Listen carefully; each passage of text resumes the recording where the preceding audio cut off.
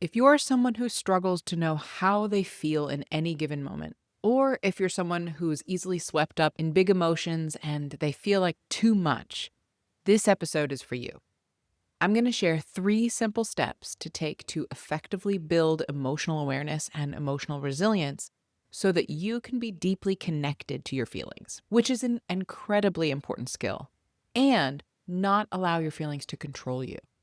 But first, if you're new here, welcome. I'm Ellen, a certified life coach, a singer, a mother, and a lover of alliteration, dogs, and deep conversation. And this is the Contentment Creator channel, the show designed especially for creative entrepreneurs to dig deep, to clarify your life vision, catalyze your creative flow, and fuel your entrepreneurial fire. So, if you're interested in topics about personal development and healing, entrepreneurship and empowerment, and creativity and authenticity, I encourage you to subscribe. It's free for you, important to me as a creator, and most importantly, it connects us. Now, let's get into the 3 steps and why learning these is so essential. It's important to realize as a human, there is never not a moment that you're feeling something. Every second of every day that you're awake, feelings are happening. You might not make note of it or be aware it's happening, but there's always an emotional sensation present at all times. Now, the reason some of us learn not to feel our feelings or manage our feelings effectively is because at some point as a child, we learned that it wasn't safe to feel it. That could manifest in a lot of different ways. For some who have survived abuse, a survival instinct is to disconnect or disassociate from the body to stop feeling it because they didn't feel physically safe. There are studies where people are asked to feel their own heartbeat, and some simply can't. Not because their heart isn't beating, obviously, but because somewhere along the way, they learned that it wasn't safe to feel their bodies.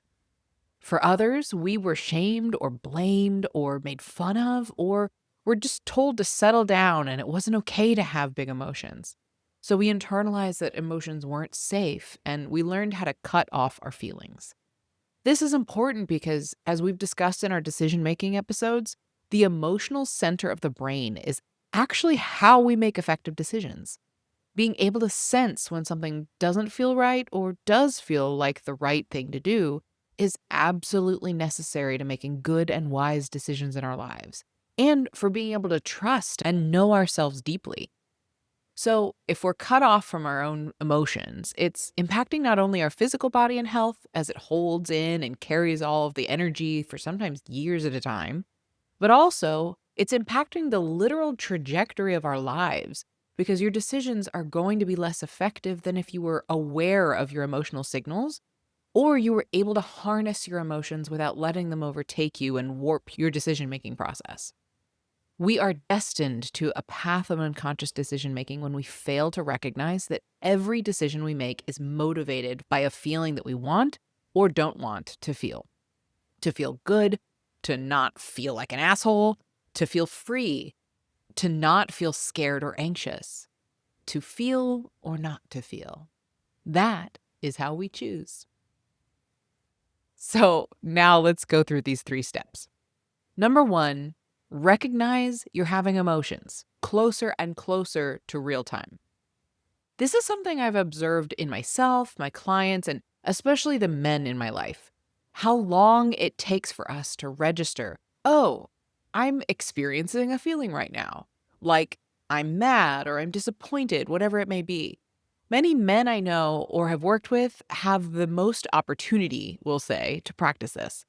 I've seen it often. The pattern is that the emotion is present. Let's take anger or frustration, for example. It's surging through the body and apparent to others on the outside, at least highly observant people. You're moving fast, your expression is downward, your words are clipped, your tone may be flat or lower pitched or louder. You're mad, but you don't know it yet. So you move through your day carrying it with you, feeling propelled by that action that comes with anger and frustration. And you may even be hyper productive because anger is activating and it invites determination to the table. So it's probably a normal fuel for you at this point. And then the day ends and you're exhausted and go to sleep. And then A couple days later, when a friend or spouse brings up the source of your anger, that anger comes bubbling back up again, and you may, for the first time, say out loud, "Yeah, that really made me mad." But that's actually the first time that you acknowledged it for yourself, days later. So the key to this skill isn't trying to be hyper vigilant of yourself, but to simply acknowledge when an emotion is present. Recognize you're mad, that you're disappointed, that you're hurt, you're anxious, you're confused, you're thankful, you're content when your body is living in that experience. And the way to do that is to start noticing the little things, like my tummy feels like it's in a knot, or my heart is racing, or my jaw is clenched, or my shoulders feel tight. Emotions live in the body and show up in the body, and we just have to start recognizing our own specific cues. So, one approach is called the bottom up. You start with the body and the sensations, and then you learn to decode them for yourself. Oh, when my stomach is tight, that's when I'm scared or anxious. Or when my heart is racing, that means I'm angry. When my jaw is clenched, I'm feeling sad, etc., etc. Or you can go the other way around with the top down approach and try to notice I'm having an emotion and how does that manifest in my body? I'm feeling sad now. Where do I feel that? Oh, I feel it in my chest that's kind of sinking inward. Or my stomach feels like it dropped down low. Or my throat feels like it's constricting a little. Or my eyes are stinging. Any number of ways it can show up. Either way, recognizing emotions and naming them closer and closer to when they're actually present is the first step. Number 2, practice breathing deeply. We have talked a lot in previous episodes about the power of the breath for regulating our nervous systems and connecting to the body. In that same vein, the breath is yet another gateway to feeling our feelings because of this. Let's do a little experiment right now as you watch this. Stop feeling. Stop feeling everything. Do everything in your power to completely stop feeling in your body. And if you've noticed by now, if you really just committed to that 5-second experiment, is that your muscles have tightened. When we try not to feel something, our body responds by constricting our muscles. Emotions live everywhere, but we really notice them in our muscles. Like we said earlier, the stomach, the jaw, the shoulders. We hunch in, we clamp down, and we brace. So the breath is access to the release. It's the permission our muscles need to let go and feel.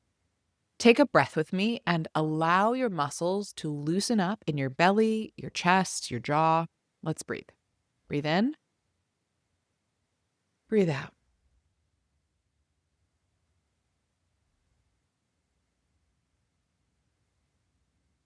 You'll notice new sensations appearing.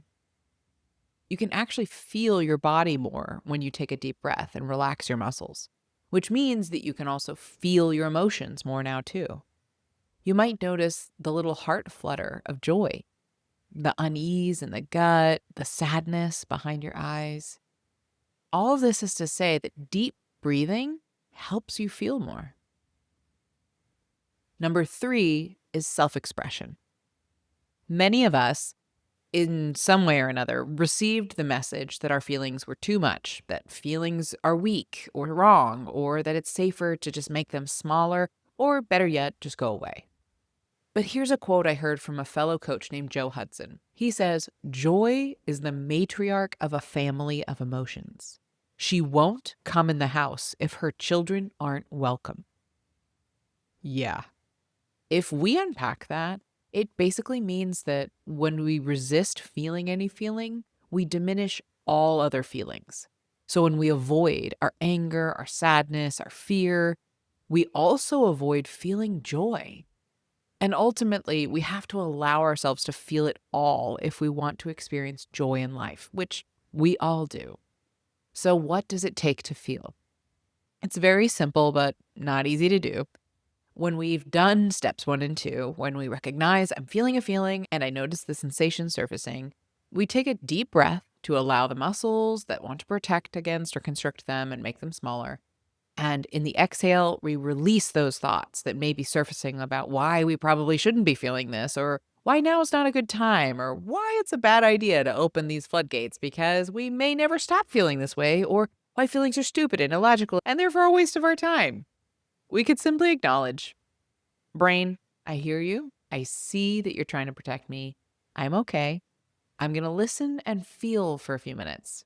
And then just let yourself feel the emotional experience in full for 5 minutes, 10 minutes, 20 minutes, however long the release needs to be. I'll share a story with you because years ago, when I was just starting to really dig deep into the self discovery journey, especially around like feeling emotions that had been trapped or turned into my dirty fuel to achieve and achieve, I was always chasing some form of being enough or proving that I was lovable because I was useful or successful or talented.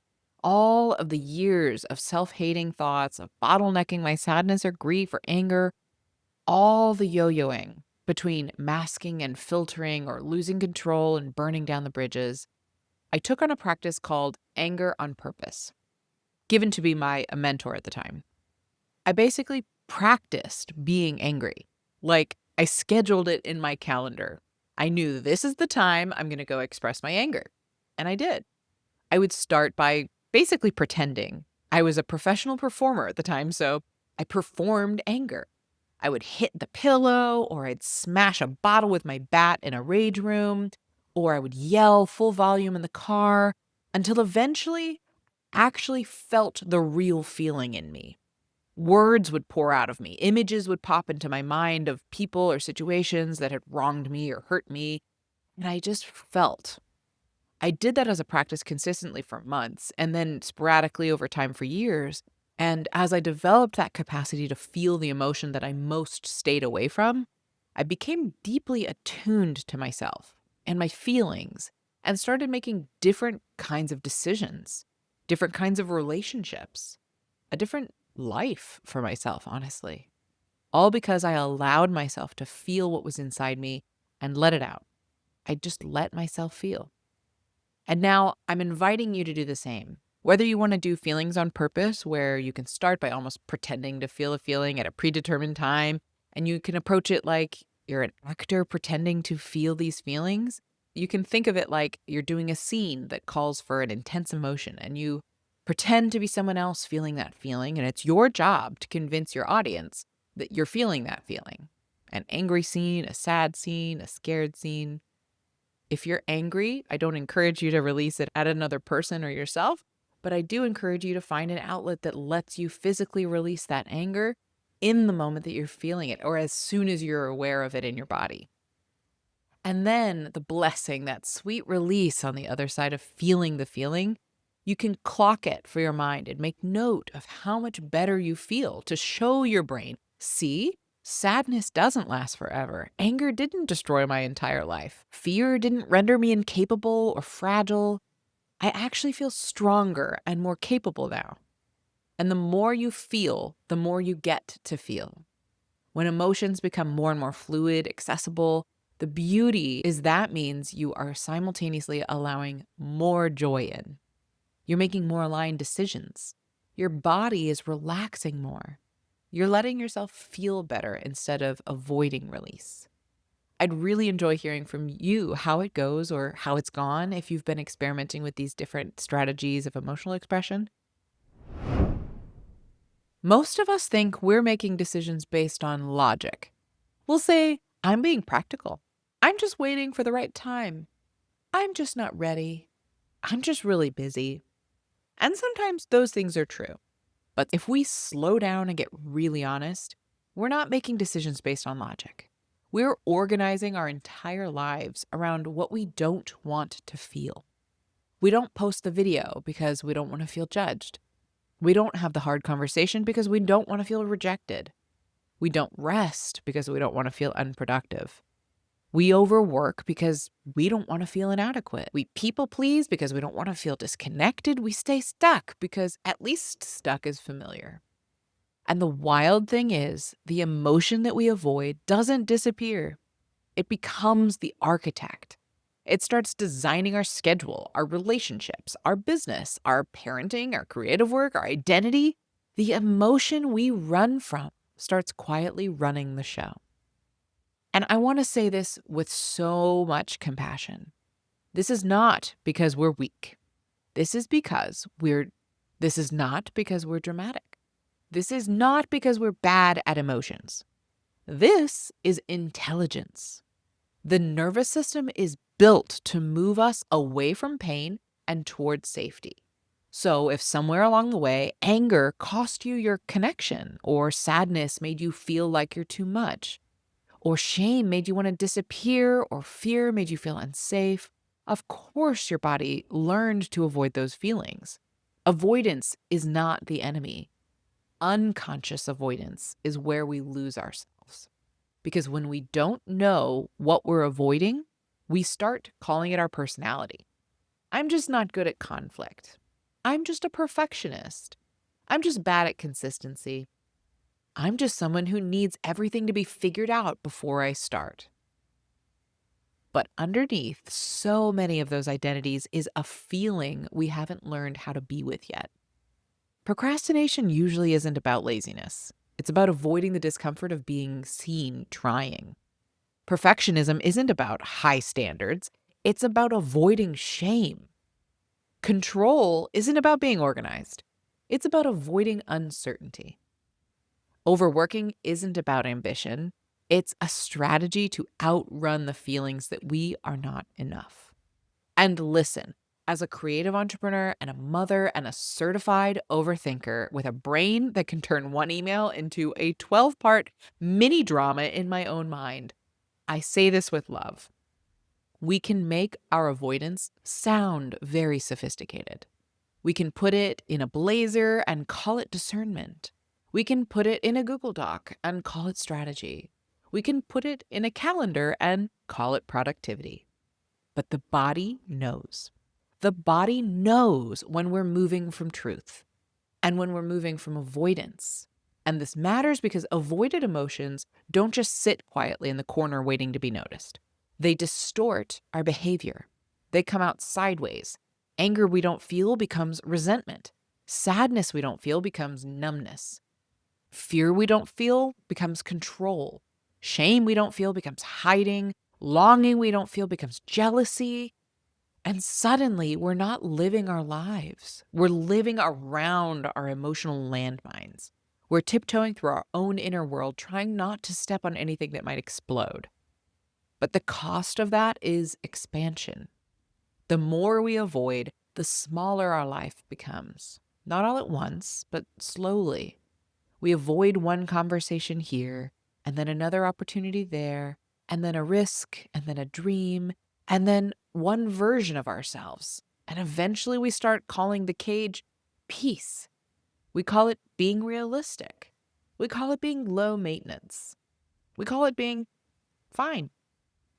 But a life built around emotional avoidance is not the same thing as a peaceful life. Peace is not the absence of hard feelings.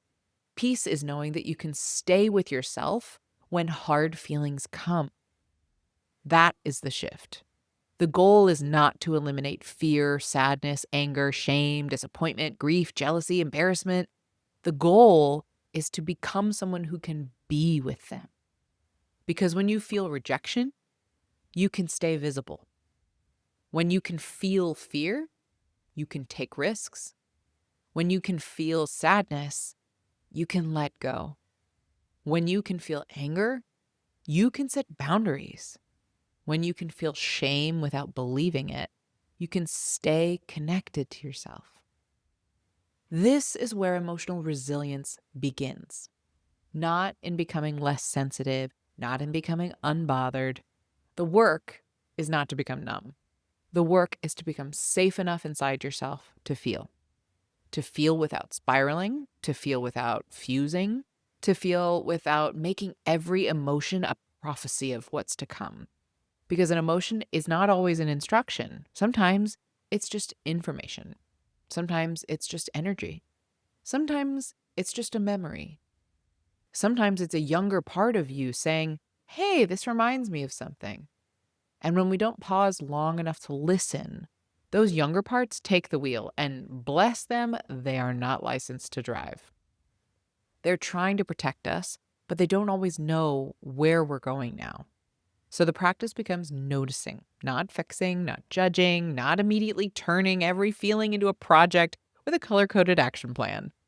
Just noticing. You might ask yourself, what feeling have I been organizing my life around not feeling? Is it rejection? Failure? Being misunderstood? Disappointing someone? Being ordinary? Being extraordinary? Being alone? Being needed? Being seen? Being wrong?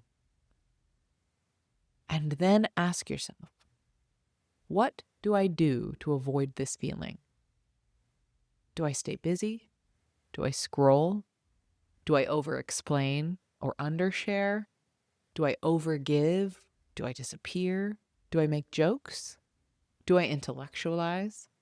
Do I keep everything vague enough that I never have to be accountable to my own deepest desires? And then gently ask yourself, what would become available in my life if I trusted myself to feel this? Not enjoy it, not invite it over for dinner and drinks and give it the good plates. Just feel it. Let it move through. Let it communicate. Let it stop driving from the trunk of the car. Because that's often what's happening. The avoided emotion is not even in the driver's seat where we can see it. It's in the trunk, banging around, making noise, and we're like, wow, why is this ride so chaotic? So today I want to offer you a small practice. Bring to mind one thing you've been avoiding. Not the biggest thing. We're not emotionally deadlifting today. Just something mild. A conversation, a task, a decision, a creative step. And now ask yourself, what feeling am I avoiding by not doing this? Maybe it's fear. Maybe it's shame. Maybe it's grief. Maybe it's disappointment or vulnerability of wanting something and not knowing if it's going to work out. Just notice where that feeling lives in your body.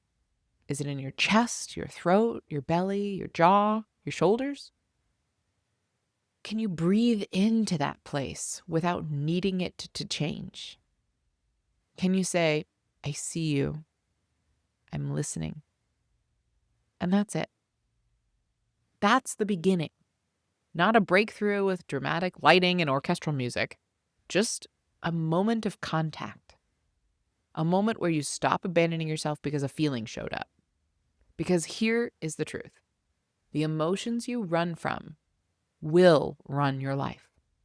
But the emotions you're willing to meet, they can guide your life. They can show you what matters to you. They can reveal where you need boundaries. They can point you towards your desires. They can help you grieve what's over. They can help you risk what's next. They can bring you back into relationship with yourself. And maybe the thing you've been avoiding isn't a wall. Maybe it's a doorway. Maybe the feeling you've been running from is not here to ruin your life. Maybe it's here to return you to it. So today, I invite you to notice one place where avoidance has been quietly making your decisions. Not to shame yourself, not to force yourself, but to lovingly tell yourself the truth. Because once you see the pattern, you can choose differently. And once you can feel the feeling, you can stop building your life around avoiding it. What if our emotions aren't problems to fix, but signals we've just forgotten how to understand? Because most of us didn't grow up being taught how to feel. We were taught how to manage, suppress, explode, perform, and override. So now when something rises up in us, we don't recognize it as guidance. We experience it as an interruption. But each emotion has a direction to it, a kind of quiet intelligence. And when we slow down enough to listen, they start to feel less like chaos and a little more like communication. Right now, I'm going to break down the 11 core emotions that we experience regularly and what they're trying to tell us. Fear. Sometimes fear isn't danger. Sometimes it's energy without the breath. It's that moment before you step on stage, before you say the thing, before you become more visible. And when we don't breathe, it tightens into panic. But when we do breathe, it becomes something else entirely. It becomes aliveness. Other times, fear is more like a gentle tap on the shoulder, a subtle signal, not saying stop, but asking, hey, what needs my attention or care right now? How can I take care of this or of me right now? What needs to change? Anger. Anger gets a bad reputation, but underneath it, it's really just clarity and determination. It doesn't whisper a suggestion, it points towards action, towards what's not working, towards what matters, toward what we're no longer willing to tolerate. Anger is often the part of us that knows how to protect what we love. Guilt.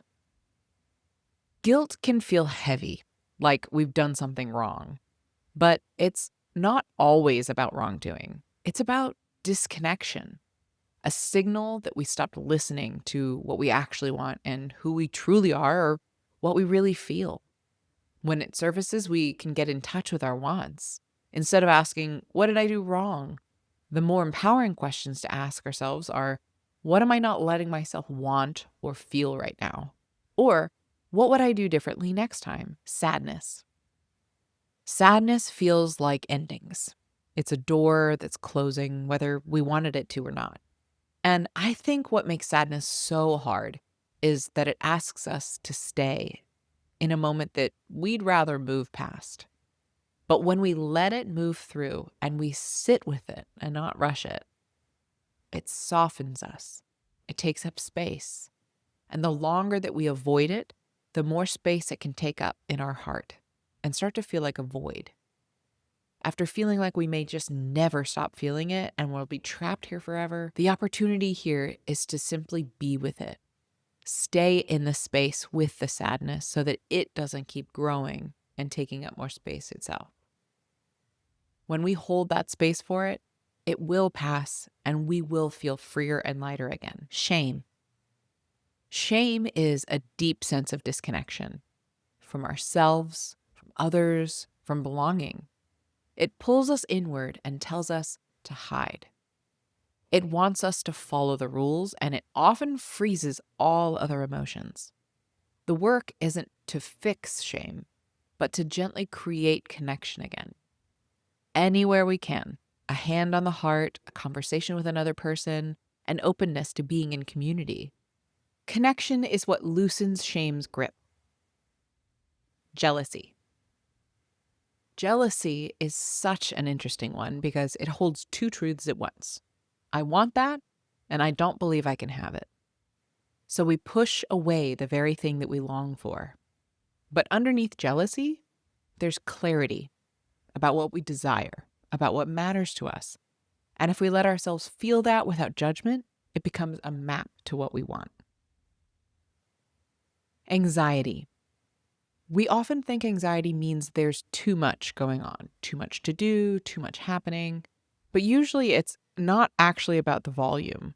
It's about something inside us that hasn't been acknowledged, a truth we haven't acted on, feelings we haven't let move through us, a part of ourselves that we're not expressing. And anxiety keeps knocking until we listen. Disgust. Disgust has boundaries built into it. It shows up when something feels off, when we've taken in something that we didn't want to take in, an environment, an interaction, an expectation. And it asks a simple question: why are you still holding this? And we can respond by getting even more curious. How do I take care of myself or my community and remove this toxin? Contempt. Contempt is a little more uncomfortable. It's the feeling of when you think you're better than somebody else, and in truth, you're not. It often points outward at someone else.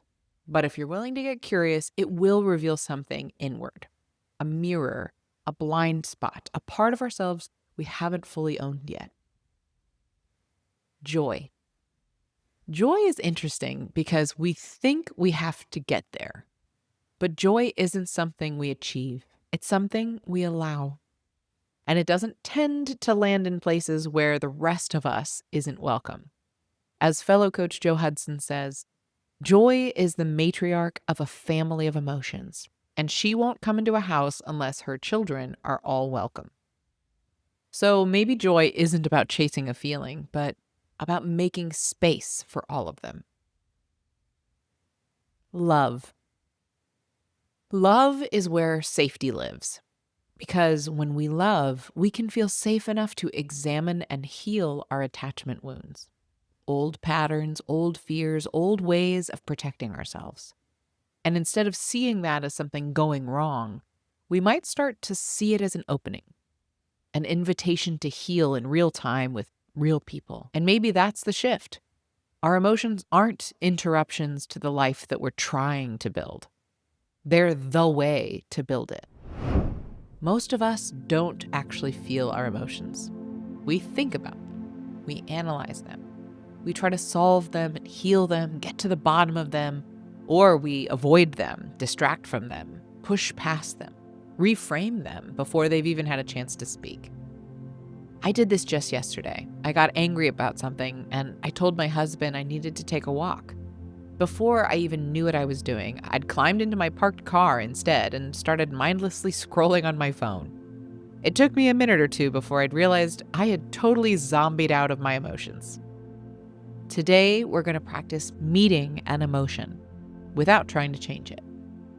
This practice is called emotional inquiry, and in my opinion, is the most powerful emotional processing tool we can use entirely on our own. What we're doing is gently turning toward a feeling with curiosity. We're sensing it, embodying it, listening to what it's trying to communicate. And we're going to alternate between exploring the feeling through a series of questions that I ask you, and then just coming back to the feeling itself, inquiring and coming back, inquiring and coming back. I invite you to find a comfortable position, and while I offer you some prompts or questions along the way, feel free to just engage in the exercise in silence and stillness. No need to answer or write anything down. Choose something that's been difficult for you lately. Maybe there's a fear, an anger, or painful experience you're not particularly keen on feeling right now, but that you're willing to be with today. Just something present.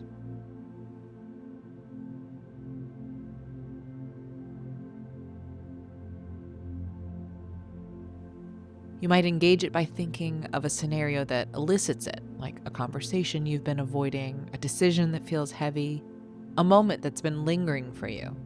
However you want to find the feeling is okay, but we just want to bring it into our body now.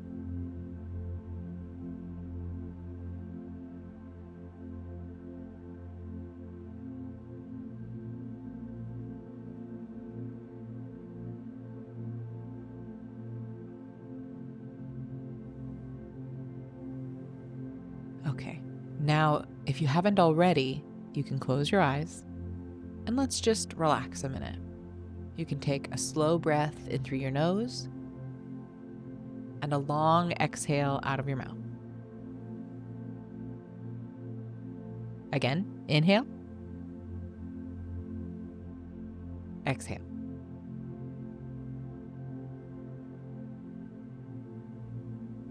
Notice if there's still any resistance in your body. See if you can release any more muscles that want to stay engaged.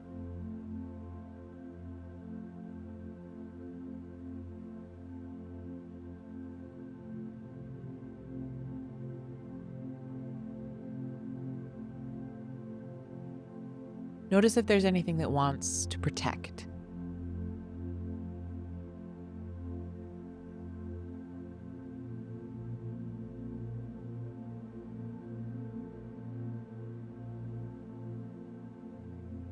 Notice if anything wants something to be different.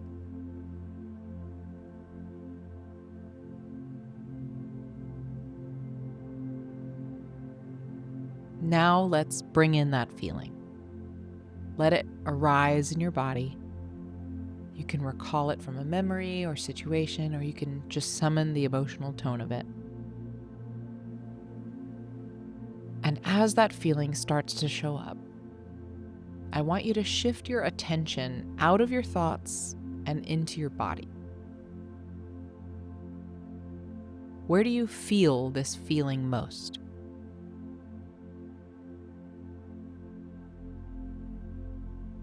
Where is it right now in your body?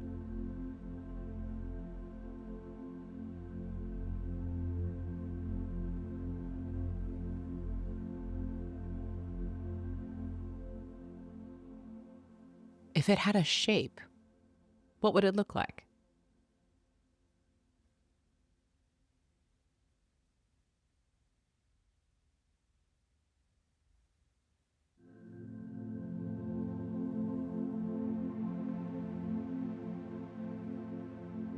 If it had a texture, what would it be?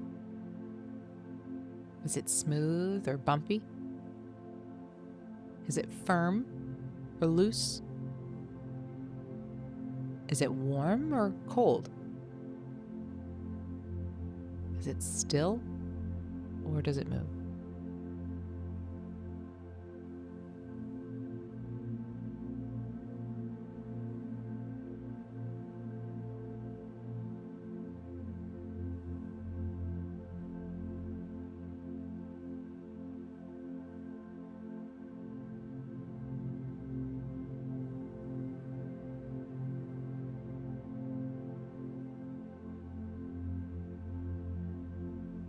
Where does this feeling start and end? How wide or long is it?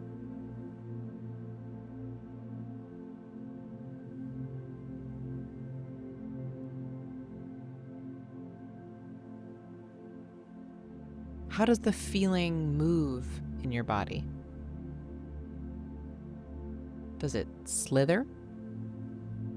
Does it vibrate?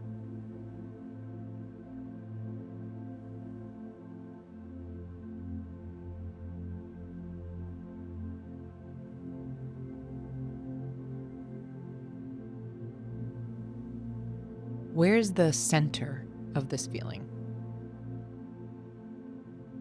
Can you move to the very middle of the feeling?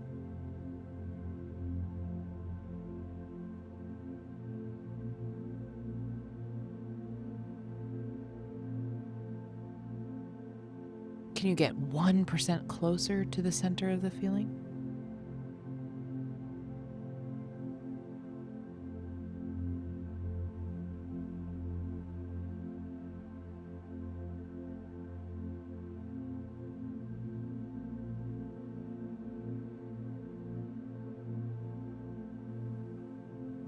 Okay, let's relax again. You can let the feeling go. Take a deep breath.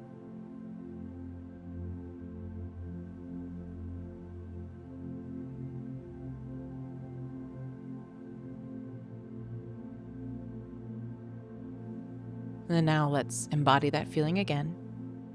Maybe you can step right back into the center of it, or maybe you need to reimagine the scenario that draws it out again.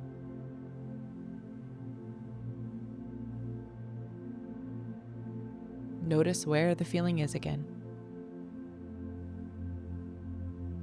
How close is the outside edge of it to your back?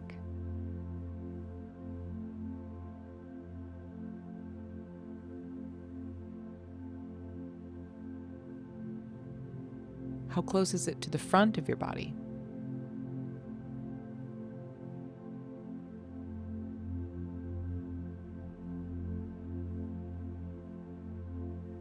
Does the outside of the feeling move differently than the center?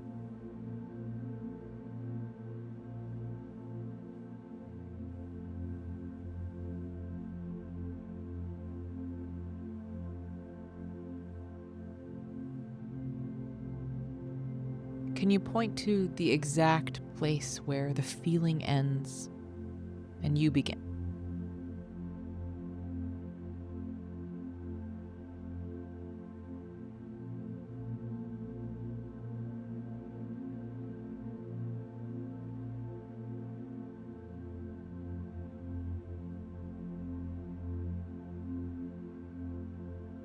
What's it like between the outside edge and the very middle of the feeling?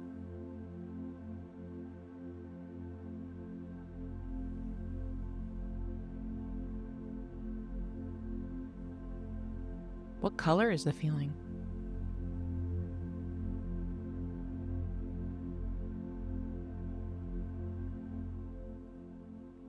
Does the color change when you look at it from a different angle or from the inside out?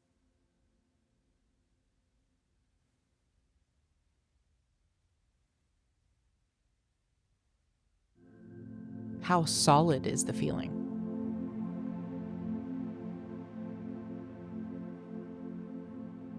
What density does it have?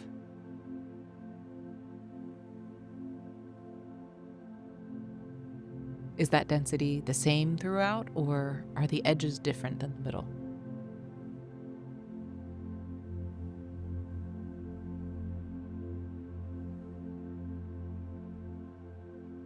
And if you go to the densest part of the feeling, how much space is there? How much light filters into that dense part?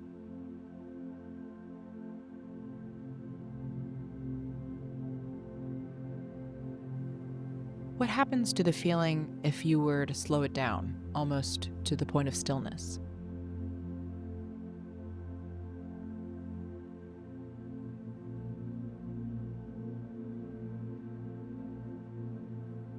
And then what happens to the feeling if you let it loose, let it speed up?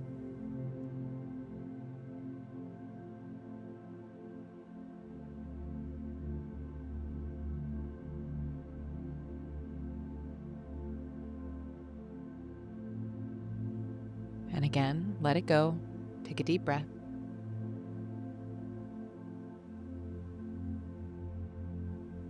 Feel free to shake or wiggle if you need to.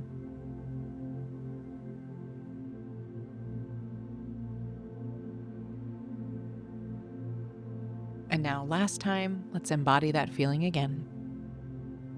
Recall the most intense experience of that feeling you've had recently, or maybe you can just step right back into the center of the feeling again without thinking too much.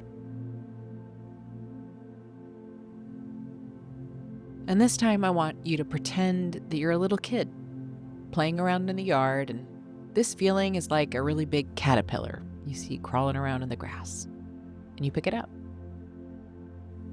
You're holding this little feeling in your hand, looking at it with genuine curiosity, and you're noticing everything there is to notice about it. You're touching it, you're looking up close at every little detail, you're smelling it. Maybe you're really young and curious and dare to lick it, see what it tastes like.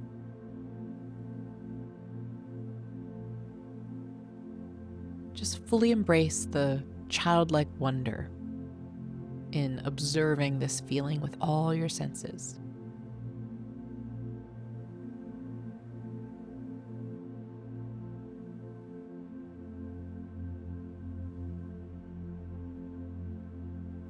What happens to this feeling when you poke it a little?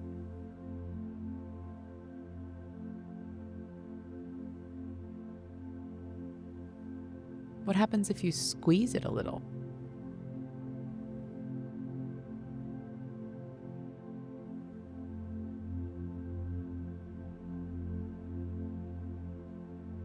What is this feeling like if you play with it gently?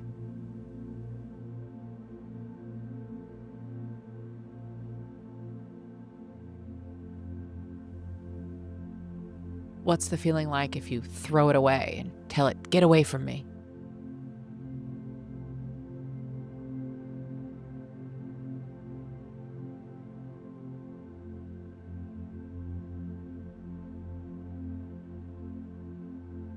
What is this feeling like if you held it like it was precious to you?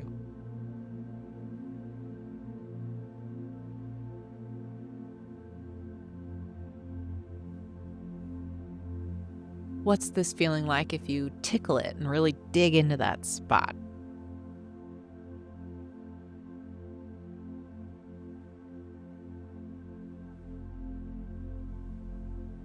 How is this feeling if you listen to it really, really intently? Like you were hanging on to its every word and it was telling you the most important message of your life.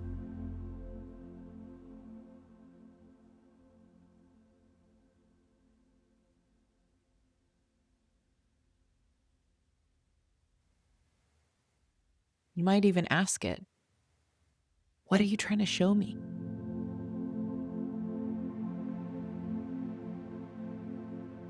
You might ask it, "What do you need from me right now?"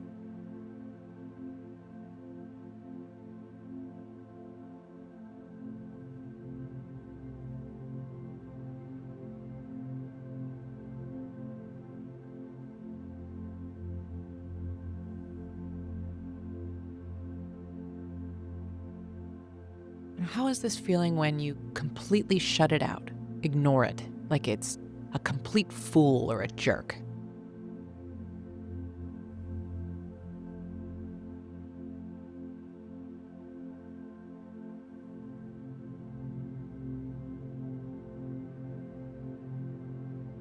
How is this feeling if you let it take you over completely? You surrender to it with no resistance and just let it fully in.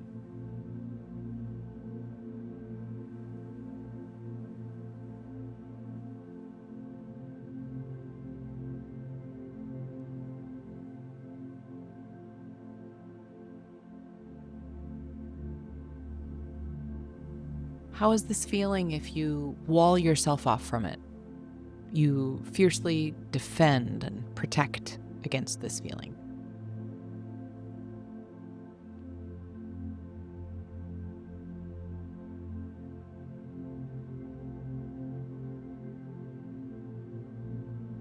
What does the feeling do if you breathe into it?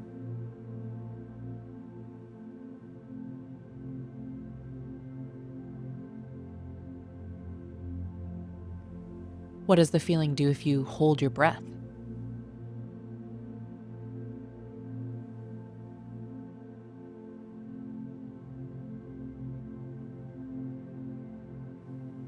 What would it be like if you loved this feeling with all your heart, like a toddler or a baby who's been crying or lashing out for attention, and you just open up your arms and wrap it in a hug that only you can give it to make it feel safe and held?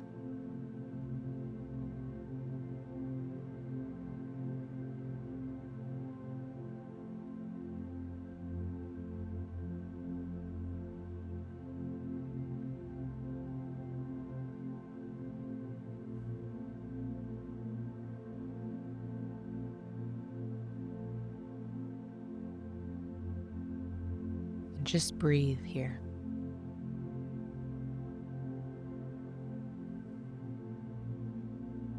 As if your breath could make a little more space for it, for the feeling to just be.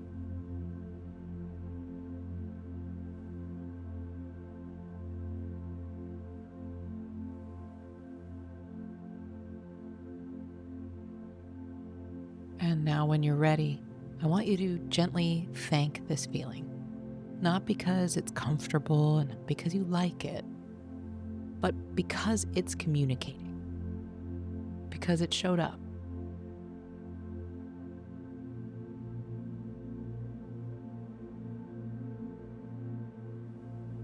Take one more slow breath in and out. Now you can gently open your eyes and come back to the room around you. Notice what shifted, even subtly.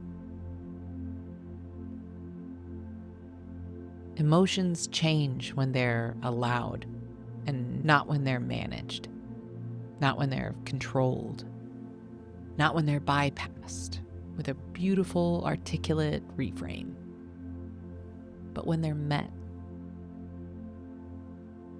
And this is the deeper work. Not becoming someone who doesn't feel, not becoming someone who lives above their feelings, whatever that means, but becoming someone who can stay with themselves when something uncomfortable arises. Because when you can do that, You don't have to organize your life around avoidance anymore. You don't have to shrink your desires to match your capacity to feel. You don't have to wait until you're fearless to move forward. You become safe in your own experience. And that's where self-trust actually begins. Not in having all the answers, but in knowing I can be with myself no matter what comes up. This is a practice. You can come back to it anytime. You might even bump into this feeling again in the wild in your life and notice a different reaction to it, a new curiosity in you towards it, a new openness to just witness it and learn more about it. And over time, that openness becomes safety. That safety becomes capacity. And that capacity is what allows you to choose more freely. And with that, we've come to the end of today's episode on the Contentment Creator channel, where we explored how to truly feel our feelings deeply and safely. Whether you caught the whole episode or just one of our segments, thank you so much for staying all the way to the end. And I hope you are subscribed so you don't miss another episode. Join me in my mission to help a world full of content creators become a world of contentment creators. Bye, y'all.